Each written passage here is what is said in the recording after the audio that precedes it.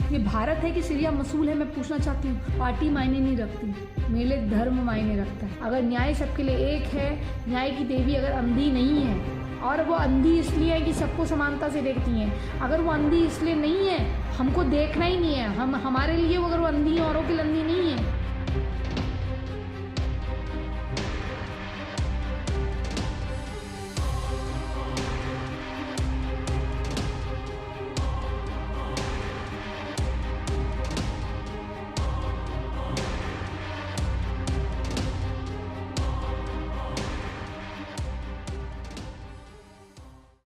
नमस्कार दोस्तों, मैं हूं आपकी अपनी प्राची अधिकारी। बहुत दिनों से रिकॉर्डिंग करना छोड़ा हुआ था, सोचा नहीं करूंगी, अब लाइव ही करूंगी। लेकिन अब कुछ ऐसे घटनाक्रम हो गए हैं कि लगता है कि कभी कभी अपने दिल की व्यथा जो है रिकॉर्डिंग के माध्यम से बता दूं। जो मैं कमेंट देखकर कभी कभी डिस्ट्रैक्ट होती हूं लाइव में, तो यहाँ पर नहीं हो पाऊंगी। इसलिए दोस्तों, आज मैं अपने दिल की कुछ बातें हैं जो राजा भैया की गिरफ्तारी हो या नुपुर शर्मा की, इनके ऊपर कुछ बात करने जा रही हूँ। इससे पहले मैं कुछ बोलूँ, आपको कुछ बता देती हूँ। 2014 से मेरा संगठन से जुड़ना हुआ। मैंने राजा भैया के इलेक्शन के दौरान उनके साथ काम किया। जावड़ेकर जी थे, सुषमा स्वराज जी थी। इनको लाना सुषमा स्वराज जी को हो या पीएमओ का परमिशन ना मिलना हो, वो सब मैंने देखा है। ये देखा है कि सुषमा स्वराज जी एक हार्ट पेशेंट होते हुए भी, एक शुगर पेशेंट होते हुए भी, किस तरह से जद्दोजहद के बाद भी वो, जब मनमोहन सिंह की सरकार ने उन्हें परमिशन नहीं दी हेलीकॉप्टर उतरने की या नहीं मिली, उसके बावजूद वो कैसे बाय रोड आई। और कैसे राजा भैया के इलेक्शन के दौरान लोग कहते थे कि अगर ये इलेक्शन जीत जाएगा तो देख लेना। कई लोग बोलते थे कि इलेक्शन नहीं जीत पाएगा, और मेरा ये मानना था कि अगर गणपति मुझे लेकर आए हैं यहाँ पर तो ज़रूर कुछ ना कुछ अच्छा होगा, तभी मुझे लाए होंगे, वरना नहीं लाते।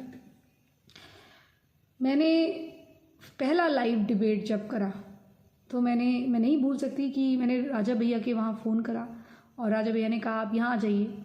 और क्योंकि संगठन में चाहे छोटा हो बड़ा हो, एक दूसरे को दीदी दीदी करके बात करते हैं, तो राजा भैया ने कहा दीदी आप यहाँ आओ, आप यहाँ आइए, आप हमारी बहन हैं, आप यहाँ आइए, यहाँ से आप लाइव करिएगा।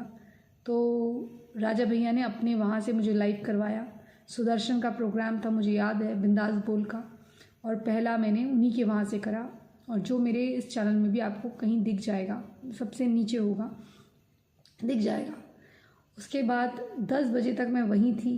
प्रोग्राम मेरा 1 घंटे में ख़त्म हो गया था, लेकिन मैं 10 बजे तक वहीं थी और मेरी अच्छी आओ भगत भी करी। बहुत अच्छी बातें करते थे भैया। और उन्होंने एक बात मुझे कही थी, वो रामनवमी की रैली पर दूसरी एक बात कही थी। रामनवमी की रैली पे जब हम बेगम बाज़ार से जाते थे, इतना ज़्यादा भीड़, जय श्री राम के नारे और वो उद्घोष, वो एक हिंदू गौरव की परिकाष्ठा, हिंदू होने पर गर्व हो, वो सब मैंने राजा भैया को राजा भैया बनते हुए देखा है, उसकी मैं साक्षी हूँ। वो मंच पे राजा भैया का खड़े होना और भाषण देना, सुषमा स्वराज जी का भाषण देना, हमें भी थोड़ा मंच शेयर करने का मौका मिला। मैं भी उसी मंच में थी और जावड़ेकर जी बैठे हुए थे मेरे बगल में। तो मैंने सब देखा है, राजा भैया को राजा भैया बनते हुए देखा है। और लोगों को, उनके साथ के कुछ ऐसे लोग थे जो कह रहे थे अरे नहीं जीत पाएगा। मैंने बोला ये जीतेगा। उन्होंने बोला आप हमारा नंबर डिलीट कर दिया। मैंने बोला अभी कर देती तुम्हारा नंबर डिलीट, ये जीतेंगे।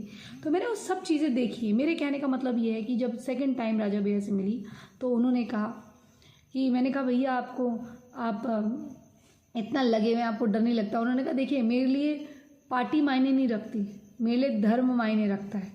और अब जब मैं देख रही हूँ कि किसी पोर्टल में उन्होंने एक के बाद ये कहा, तो मेरे लिए कोई ताज्जुब की बात नहीं हुई, क्योंकि ये उनके उस दिन के शब्द भी थे, आज से 4-5 साल पुराने शब्द भी थे, जो आज वो शब्द बोल रहे हैं।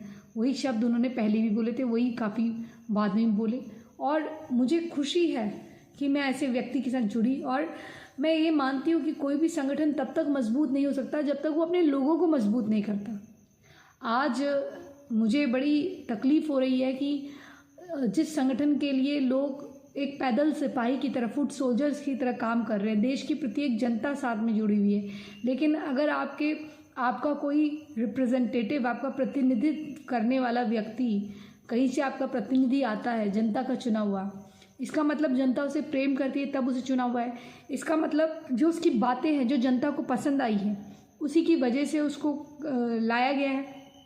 और अगर वो आज कुछ बात कर रहा है, एक मुनव्वर फारूकी नाम का व्यक्ति जो एक मामूली कॉमेडियन है, उसको इतना आगे बढ़ा चढ़ा के जो भगवानों की बेइज्जती करता है, बेइज्जती करने के साथ साथ वो अभद्र व्यवहार करता है, जिसके जगह जगह शो कैंसिल होते हैं, उसके बावजूद उस व्यक्ति को तेलंगाना में लाना, तेलंगाना राज्य में लाना, और वो मुख्यमंत्री ला रहा है जो हज़ारों करोड़ों रुपए खर्च करता है पूजा के नाम पर, जो गरीबों को कम देता है, जो ईद में और मुहर्रम जैसी दूसरे लोगों के त्योहारों में बांट देता है, वो ऐसे व्यक्ति को ला रहा है जो हमारे हिंदू देवी देवताओं का अपमान कर रहे हैं, उनको ना जाने क्या बोल रहे हैं। और अगर कार्रवाई करनी थी तो ये मतलब पार्टी ने तो जो करा, संगठन तब तक मजबूत नहीं हो सकता जब तक आप अपने लोगों को मजबूत ना करें। अब एक एक करके आप लोगों को निकाल देंगे और लोगों को ये पता चल जाए कि भाई हम तो खुद के राम भरोसे हैं, तो वो भी अच्छी बात नहीं। और दूसरी बात ये कि जिस हैदराबाद में ये कहा जाता है कि 15 मिनट के लिए पुलिस छोड़ दो फिर हम बताएंगे, या फिर सीता के लिए ये कहा जाता है कि सीता एक देह व्यापार करने वाली है, या दुर्गा क्या है, दुर्गा एक RNDI है, ये बोला जाए तो आप सोचिए उनकी हिंदुओं पे एक हैदराबाद पे बोले हुए शब्दों ने पूरे हिंदुस्तान पे किस तरह से चोट करने का काम करा। उस व्यक्ति को छोड़ दिया गया और एक व्यक्ति जो बिना नाम लिए केवल एक्शन पे रिएक्शन कर रहा है, आप उसको पकड़कर जेल में डाल रहे हैं। वो तो बेल मिल गई बात अलग है, उसके लिए आप नारे तकबीर के नारे लगा रहे हैं, सर तन से जुदा के नारे लगा रहे हैं। ये कहाँ तक जायज़ है? बजाय इसके कि कार्रवाई हो, कि सेंटर की गवर्नमेंट कार्रवाई करे उस व्यक्ति के खिलाफ, एक कानून लेकर आए। इस देश का जो न्यायालय है वो कर क्या रहा है? एक कानून क्यों नहीं लेकर आता कि ऐसा जो नारा लगाएगा उसको तुरंत अटेम्प्ट टू मर्डर के केस पे जेल में डाला जाएगा? ऐसे तो कोई व्यक्ति जैसे बात करेगा तो या तो आप एक काम कर दीजिए, अभिव्यक्ति की जो आज़ादी है उस पर आप प्रतिबंध लगा दीजिए, क्या, या ये बता दीजिए कि भैया हिंदू आप जो है 3rd क्लास सिटीजन है और आपको बोलने का और कोई भी बात को रिएक्ट करने का अधिकार नहीं है। कोई आपको थूकता है, आपके मुंह में थूकता रहे, लेकिन आप कुछ नहीं बोलेंगे, आपको बस जी जी जी जी करके सह लेना है। हमारे वहाँ निकिता तोमर हो गई है, हमारे वहाँ रामलिंगन हो गए हैं, कितने लोगों की अंकित सक्सेना हो गया है, कितने लोगों की निर्मम हत्याएं कर दी गई हैं। उसके बावजूद भी हम लोग अपना रिएक्शन नहीं दे सकते, बात नहीं कर सकते, सिर्फ बोल ही तो रहे हैं, बात ही तो कर रहे हैं। कौन सा हम उनकी तरह तलवारें लहरा के जा रहे हैं? सिर्फ अपने दिल की दुखी तो बता रहे हैं। एक इंसान को जब आप कुछ कहते हैं, कोई गाली देते हैं, वो भी आपको बदले में गुस्से में गाली देता है, तो क्या करेगा वो? थैंक यू बोलेगा आपको? अगर हैदराबाद में पहले तो उस जलील इंसान को बुलाना नहीं था, वो मुनव्वर फारूकी को, लेकिन इस नीच बॉलीवुड ने उसको बढ़ाने का काम करा, उसको इनाम दिया, हमारे देवी देवताओं को गाली देने का इनाम दिया उस लॉकअप शो में। और उस लॉकअप शो को बढ़ाने वाले कौन है? आप हमारे हिंदू लोग हैं जिन्होंने उस शो को देखा। उसको बायकॉट कर देते कि भाई जो भी व्यक्ति आपके देवी देवताओं को गाली दे रहा है उसको किसी भी फील्ड में बढ़ावा देना ये आपकी कमज़ोरी दिखाता है। आप जो भी व्यक्ति है, चाहे वो आपके देवी देवताओं का अपमान कर रहा है या आपको अनुचित लेक्चर दे रहा है, शिवलिंग में दूध नहीं चढ़ाना चाहिए, इस तरह की बातें कर रहा है, कोई भी व्यक्ति हो जो आपको लेक्चरबाजी आपके हिंदू धर्म के लिए देता है लेकिन दूसरों को कुछ नहीं कहता, जो सत्यमेव जयते शो बनाता है जिसको कूड़ा ढोते हुए लोग दिखाई देते हैं, वो गंदगी दिखाई देती है, लेकिन उसको हलाला निकाह और शादी मुत्ता ये सब नहीं दिखाई देता, तो ऐसे लोगों के दुगल्लेपनों को वैसे ही बाइकआउट कर दिया करो, उनको देखना ही बंद कर दिया करो। जैसे ये आए बंद कर दो। मैंने तो भाई 3 महीने हो गए, मेरी एक लड़की से झड़प हुई थी टीवी शो डिबेट के दौरान। मुझे पता लगा कि इस टीवी डिबेट में नकली एक्टर और नकली सोशल एक्टिविस्ट बिठाए जा रहा है। मैंने अपना टीवी रिचार्ज करना बंद कर दिया। मैंने तो ये काम कर दिया। मैं तो नेटफ्लिक्स नहीं देखती, मैं तो मुझे देखना, मैं यूट्यूब में कुछ अच्छा न्यूज़ सुन लूँगी। मुझे नहीं देखना, मेरे को न्यूज़ सुननी है, मैं यूट्यूब में सुन लूँगी। इतने पैसे वाईफाई के जा रहे हैं, पोस्ट पेड के जा रहे हैं, प्रीपेड के जा रहे हैं, 3-3 कनेक्शन है, इनको देखूँ मैं? क्यों करूँ मैं फिजूल खर्चा? आप समझिए इस बात को। आप जब तक अपने अंदर प्रतिबंध नहीं लगाएंगे तब तक नहीं लगने वाला। न्यूज़पेपर की साइट्स को आप वो कर लीजिए, अगर आपको न्यूज़ देखनी है, न्यूज़ पढ़नी है, अपडेट रहना है, इनकी साइट्स को सब्सक्राइब कर लीजिए। आप खुद प्रतिबंध नहीं लगाते। इस व्यक्ति ने बोला तो आपने लॉकअप देखना बंद करा नहीं।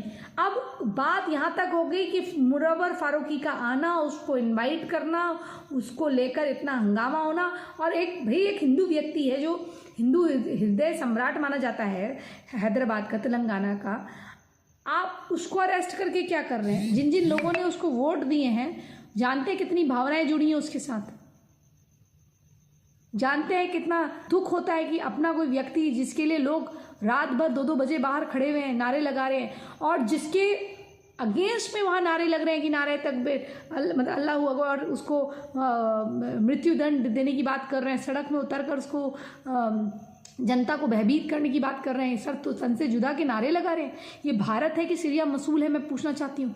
और गवर्नमेंट ने उस जो कांग्रेस का जो लीडर था, जो कांग्रेस का लीडर तो एक बहुत बड़ा शब्द हो गया, एक छुटपुटिया नेता था, उसके बारे में क्या कर कांग्रेस ने, राशिद नाम है, क्या नाम है उसका, वो कह रहा है कि कुछ भी हो जाएगा, घर को जला देंगे, ये सब बातें कर रहा है। वो इस तरह की गैर कानूनी बातें कर रहा है। उसके खिलाफ क्या हुआ? क्या भाजपा ये दिखाना चाह रही है कि हम कमज़ोर नेतृत्व के सामने हैं? क्या कांग्रेस होती ऐसा सह लेती?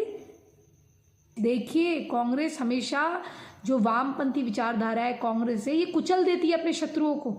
भारतीय जनता पार्टी ये कहती है कि हम संविधान के साथ चल रहे हैं, लेकिन संविधान के साथ आप चलिए, उसी संविधान की मदद से कुछ ऐसे कानून तो बनाइए ना कि कोई सर से तन से जुदा के नारे लगाए तो उस पर अटेम्प्ट टू मर्डर के चार्जेस लगाएं। या हम ऐसे ही देखते रहेंगे, कोई कन्हैया हो रहा है, कोई गोपाल हो रहा है, कोई निकिता हो रही है, कोई कुछ हो रहा है, और हम कुछ बोले तो बोलते ही समर्थन में जो समर्थन करेगा उसको मारने की, उसको कत्लो गारत करने की, उसको धमकी मिलने लग जाएगी। ये कहाँ कब तक चलेगा? न्याय कुछ है कि नहीं? बोले तो प्लेटफॉर्म बोलने नहीं देता। ये शब्द पे प्रतिबंध है, वो शब्द पे प्रतिबंध है, लेकिन वहीं सामने वाले हमारे लिए फसाद करने की बातें करते हैं, हमारे देश के विरुद्ध बातें करते हैं, हमारे धर्म के विरुद्ध बातें करते हैं इसी प्लेटफॉर्म में, और उनको सब अलाउड होता है। लेकिन हम बोलते हैं तो हमको लिमिटेशन लगा दिया जाता है। मैं जानती हूँ कि मोमिन तो खिलाफ हैं ही, लेकिन कुछ ऐसे हिंदू लोग भी हैं जो चाहते नहीं कि सच मेरे थ्रू बाहर आए, वो रोकना चाहते हैं। पर मैं कब तक रोकूं अपनी ज़ुबान को? कब तक करूं काबू? इतना लिमिटेड शब्दों पे बात बोलनी पड़ रही है। आप सोचिए, हमारे राजा भैया उनको इस तरह से डाल रहे हैं। आप एक व्यक्ति हिम्मत करके आता है, अमंग ऑल द ऑड्स खड़ा होता है। ये दिल की पीड़ा मैं जान सकती हूँ, जब पूरा एक वातावरण आपके खिलाफ हो और आप उस पर संघर्ष करके खड़े हों, किस तरह से वो डर लगना, कभी कभी डर लगता है इंसान को कि कहीं मेरा बदला किसी और से, मेरे किसी करीबी से ना निकाल लें। आपको पता है कि इससे पहले क्या हो चुका है? एक छोटे से जीव से, यानी कि वो जो पहला वाला छोटू था, उससे कैसे बदला लिया गया मेरा, और कैसे मस्जिद के बाहर वो टाइल्स फेंके हुए थे, किस तरह से उसको अंदर उन्होंने रखा होगा, कैसे उसको गायब करा, क्या मारा, मुझे नहीं मालूम।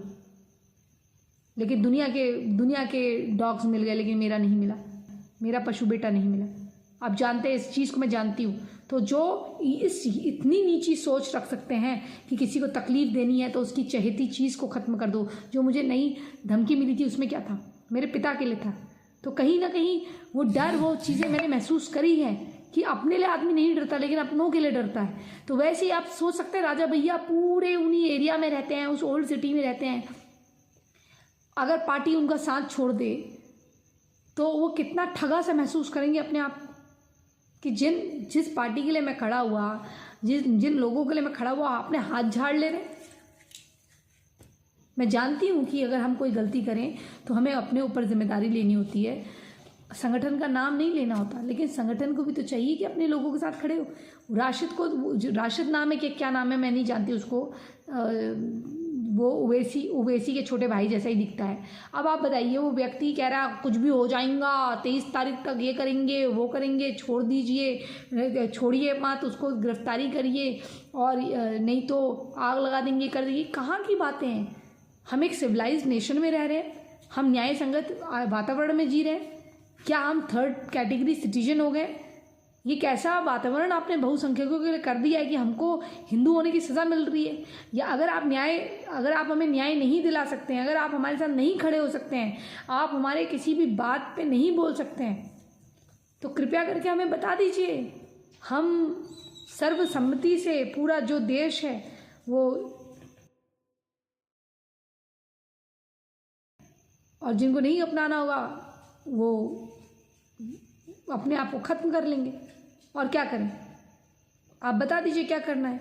अगर आप चाहते हैं जैसे सर्वसम्मति से, हम बता दीजिए कि हम आपके साथ नहीं खड़े हैं, हमारी कुछ विचारधारा ही बदल चुकी है या हम कोई और चीज़ सोच रहे हैं। ऐसा ना हो ना कि आपके मास्टर स्ट्रोक के खामियाजे हमको भुगतने पड़े और आप जब तक अपना मास्टर स्ट्रोक का स्ट्रोक लगाएं तब तक हम रह ही ना वो सब देखने के लिए। कैसा वातावरण हो रहा है इस देश का, जहाँ पर इस तरह से अगर यही कांग्रेस के साथ होता, कांग्रेस ने अभी तक उस व्यक्ति को ख़त्म कर दिया होता, जेल में डाल दिया होता, उसकी साख को ख़त्म कर दिया होता, 10 धाराएं लगा के मुकदमे दर्ज करा दिए होते। अपने दुश्मनों को नहीं छोड़ते। ममता बनर्जी होती तो सीधे पुलिस में डलवा दिया होता और इतने डंडे पड़वाती कि कभी बाहर ही नहीं निकल पाता, और अगर बाहर निकलता तो कभी हिम्मत नहीं कर पाता। शत्रु आपके सामने इतना कुछ कर रहे हैं, तांडव कर रहे हैं, और आप शत्रु को जवाब नहीं दे पा रहे। ये उदारता को, ये खामोशी को शत्रु कायरता समझ रहा है। केवल बड़ी बड़ी सर्जिकल स्ट्राइक कर देना शत्रु के खिलाफ, वो सब मायने नहीं रखता अगर आप अपने देश में बैठे शत्रुओं को के ऊपर स्ट्राइक ना कर पाओ। कोई आपके व्यक्तियों को, चुने हुए प्रतिनिधियों को इस तरह से धमका रहा है और पूरे भारत में डराने का काम कर रहा है। हमें रात भर नींद नहीं आ रही कि अरे कुछ भी बोल देंगे, कुछ भी कर देंगे। ये तो पता नहीं, अभी किसी ने पूछ लिया मुझसे, अगर किसी ने कहा कि बताओ तुम ये प्रॉफिट मोहम्मद का विवाह कब हुआ था, और वो ही मुझे कहानी बताए, और मैं बोलूँ अच्छा उनका विवाह पता नहीं, कोई कहता है 58 में हुआ, कोई कहता है 78 में हुआ, मुझे नहीं मालूम। इतना बोलने पर कहेगा देखो देखो इसने बोल दिया, इसके खिलाफ फतवे ले आओ। आप समझ रहे हैं, किसी को अगर ब्लास्फेमी का एक्ट लगाना है, किसी को मारना है, तो वो क्या कर सकता है? वो आपके मुंह से आपको कोई कहानी सुनाएगा और आपके मुंह से निकलवाएगा कि अच्छा बता मैंने तुझे क्या कहा था। तो इतने नीचे उतर जाएगा, वो कहेगा तूने ये कहा। क्योंकि हमने अगर जाकिर नायक को सुना है तो जाकिर नायक ने कहा है कि ये हुआ है। हाँ, जाकिर नायक की अभी वीडियो दिखाई, जाकिर नायक ने क्या कहा? जाकिर नायक ने कहा कि उनका निकाह इतने उसमें हुआ। अब देखो देखो देखो उतना ही रिकॉर्डिंग सुना के कहेगा जैसे जुबेर ने करी कि भैया देखो देखो देखो इसने ब्लास्फेमी कर दी, इसने ईश निंदा कर दी। मतलब ईश निंदा एक ही के लिए है क्या? तुम्हारे अल्लाह अल्लाह, हमारे भगवान कुछ नहीं। इतना मुंह में थूकोगे भाई, इतना हमारे साथ जाति करोगे? अरे सबके भगवान, सबके आराध्य, सबके लिए पूजनीय है ना। अगर ऊपर वाले ने सबको बनाया है तो तुम कौन होते हो सज़ा देने वाले? और अगर ऊपर वाले की निंदा करना अपराध है तो जिसका नाम हम ले रहे हैं उसकी निंदा कोई कैसे कर दे रहा है? आप कड़े कानून अगर नहीं लाएंगे तो इस देश में ये सब होता रहेगा। मैं सरकार से हाथ जोड़कर विनती करती हूँ कि आपके साथ जो खड़ा है अपने वोट बैंक को ख़त्म मत करिए। और आप कुछ भी कर लीजिए, आप सोच रहे हैं आप हैदराबाद जीतेंगे, ये आपको वोट देने वाले नहीं हैं, ये आपको वोट देने वाले नहीं हैं। और क्रिश्चियन भी आपको तब वोट देंगे जब उनके गलों तक तलवारें लटकेंगी। वो समुदाय भी आपको तब वोट देगा। जैसे केरला में कहीं ना कहीं क्रिश्चियन समुदाय को मालूम है कि उनके साथ आप खड़े होंगे तो वो आपकी तारीफ करते हैं। आप समझ लीजिए, अगर आप अपने लोगों को इसी तरह से दुत्कारते जाएंगे तो किसी दिन आपको आपके साथ खड़े होने वाला कोई नहीं रहेगा। क्योंकि आधे तो मार दिए जाएंगे और आधे इस देश को छोड़ के चले जाएंगे, या आधे कन्वर्ट हो जाएंगे, चेंज हो जाएंगे। तो कृपया इस तरह का मत करिए, मैं आपके हाथ जोड़ती हूँ। न्याय संगत कार्रवाई करिए। अगर न्याय सबके लिए एक है, न्याय की देवी अगर अंधी नहीं है, और वो अंधी इसलिए है कि सबको समानता से देखती हैं, अगर वो अंधी इसलिए नहीं है कि उनको हमको देखना ही नहीं है, हमारे लिए अगर वो अंधी है, औरों के लिए अंधी नहीं है, तो ये बड़ी भारी समस्या है। इसको हल करिए। देश में ऐसा कानून लाइए कि अगर कोई भी हमारे ईश्वर के खिलाफ, किसी भी ईश्वर के खिलाफ बोले तो उसको तुरंत जेल हो, जुर्माना हो, 10 लाख का जुर्माना हो, 10 साल की जेल हो। मैं मान लिया आपकी बात। इस तरह का कानून लाइए। लेकिन जो आपके साथ खड़े हैं उनको आप अगर उनको इस तरह से करने का काम करेंगे, धुतकारने का, कभी आप नूपुर शर्मा को निकाल देंगे, कभी इसको निकाल देंगे, उनका काम तो हो जाएगा। उनके साथ लोग खड़े रहेंगे। वो गौरक्षा के कितने काम करते हैं, उनकी वजह से कितनी चीज़ें रुकी हुई थी यहाँ पर। और आपने देखा होगा जब पुलिस की लाठीचार्ज हो रहा था तो उस लाठीचार्ज में भी टोपी वाले को लाठी नहीं मारी गई, उसको रोक दिया गया, वो आगे बढ़ते रहे, नाटक करा गया। आप देखना उस रिकॉर्डिंग को। अगर मैं चाहूँगी अगर इसका कोई एडिट करे तो अगर यहाँ पर लगा दे वो लाठी चार्ज का वो उतना टुकड़ा लगा दे तो मैं चाहूँगी वो लगे, वो फोटो लगा दी जाए। आप सोचिए किस तरह से हो रहा है। हिंदू कहीं ना कहीं फील कर रहे हैं, एक तो ठगा हुआ फील कर रहे हैं, दूसरा अगर सोच रहे हैं कि हमारे लिए कौन है। अगर आप नहीं है मोदी सरकार तो फिर कौन है मोदी जी? अगर आप नहीं है हमारे लिए, कोई विकल्प नहीं हमारे पास कि हम किसी और को वोट दे दें, कुछ कर दें, नहीं है हमारे पास कोई विकल्प। और ना हमारे पास इतना पैसा और सामर्थ्य है कि हम ऐसे कुछ अलग से खड़ा कर पाएँ, क्योंकि लोगों को अपनी छाती में लेकर जाना है। आपको पता नहीं है कि हिंदू समाज क्या करता है? हिंदू समाज कमाता है और अपनी छाती में ले जाने की सोचता है। उसको लगता है कि जो है आज ही है, आज ही कमा लो, आने वाली 10 पुश्तों के लिए रख दो। उसको पता ही नहीं है 10 पुश्तें जो है शिवेंद्र का सलमान हो जाएगा, इनको पता ही नहीं है। इसलिए अगर आप फोर्स लगा सकते हैं या ऐसे लोगों को अटेम्प्ट टू मर्डर का चार्जेस लगा के जेल भेज सकते हैं तो भेजिए, वरना सर तन से जुदा हुए नारे लगाते हुए लोगों की हिम्मत और बढ़ जाएगी। और जो ये रोहिंग्या जो इस देश में घुसपैठिए आए हुए हैं, यही लोग ये सर से तन से जुदा वाली टीम में शामिल हैं। और जब भी इस तरह के धरने प्रदर्शन होते हैं, चाहे वो किसान आंदोलन के हों, चाहे हैदराबाद में साजिश रचने के हों, इन दंगे और साजिशों में भी इन्हीं का हाथ होता है। कृपया करके ऐसे घुसपैठियों को थोड़ा सा शांत रखने का काम करें कानून के माध्यम से। इन्हें हमारे देश से निकालिए, मैं आपके हाथ जोड़ती हूँ। दोस्तों, आप क्या सोचते हैं इस बारे में? क्या आपकी संवेदनाएं हैं इस चीज़ में? क्या आपकी संवेदनाएं हैं जो ये घटनाक्रम हुआ है? क्या आप राजा भैया के साथ हैं? अगर हैं तो जय श्री राम लिखिए और उद्घोष के साथ बताइए कि हाँ, हम राजा भैया के साथ हैं, जय श्री राम। उनको हालांकि बेल मिल गई है, सब कुछ हो गया है, जब तक आप तक वीडियो आएगा सब कुछ हो चुका होगा, लेकिन फिर भी ये मेरे दिल की व्यथा थी जो मैं अगर मैं उनके लिए आज वीडियो नहीं बनाती तो मैं कहीं ना कहीं ये समझती कि मैं आसान फरामोश हूँ। इसलिए मैं अपने उस भाई के साथ खड़ी हूँ, मेरे बड़े भाई हैं, मैं उनके साथ खड़ी हूँ और हमेशा खड़ी रहूँगी। और दूसरी बात यह है कि अगर उनका अल्लाह अल्लाह है तो हमारे भगवान भी हमारे लिए भगवान हैं। दूसरे की भावनाओं को आघात ना पहुँचाएं। और मैं ये कहती हूँ कि किसी को कुछ ना हम करें ना वो गलत करें, लेकिन गलती ये होता है कि पहले गलती उन्हीं के वहाँ से शुरुआत होती है। उकसाने की शुरुआत हमेशा उनसे होती है। ऐसा क्यों होता है? हिंदू तो नहीं करते कभी भी ऐसा स्टार्टिंग। हमेशा वहीं से एक तबका है जो हमेशा पहला पत्थर मारने का काम करता है। उसके बाद अगर कोई कुछ बोल दे तो तुमने ये कह दिया, तुमने ईर्ष्या निंदा कर दी, तुमने हमारे नबी का अपमान कर दिया। ये कब तक चलेगा? इस चीज़ को अगर आपको रोकना है तो प्लीज़ साथ देना होगा, अपने उस भाई का साथ देना होगा, शील्ड बन के साथ में खड़ा होना होगा और सरकारों को मजबूर करना होगा कि हम अपने लोगों को वापस लें और इज्जत से सम्मान से लें। इसी संदेश के साथ मैं प्राची अधिकारी अब आपसे विदा लेती हूँ और आपसे आग्रह करती हूँ, अगर आपने चैनल सब्सक्राइब नहीं करते चैनल सब्सक्राइब करिए और इसे लाइक करिए, शेयर करिए, सब तक ये आवाज़ पहुँचे, सब तक ये संदेश पहुँचे। मैं नहीं जानती कि संदेश सबसे अनोखा है, लेकिन मैं ये जानती हूँ कि मेरे दिल की बात है और मैंने अपने दिल की बात आपके सामने रखी है। और अगर आप हमें किसी भी माध्यम से सपोर्ट करना चाहते हैं तो आप हमें डिस्क्रिप्शन के माध्यम से सपोर्ट कर सकते हैं और सारी डिटेल वहाँ दी हुई है, उससे सपोर्ट कर सकते हैं, हमारे साथ जुड़ सकते हैं। जय श्री राम, हर हर महादेव।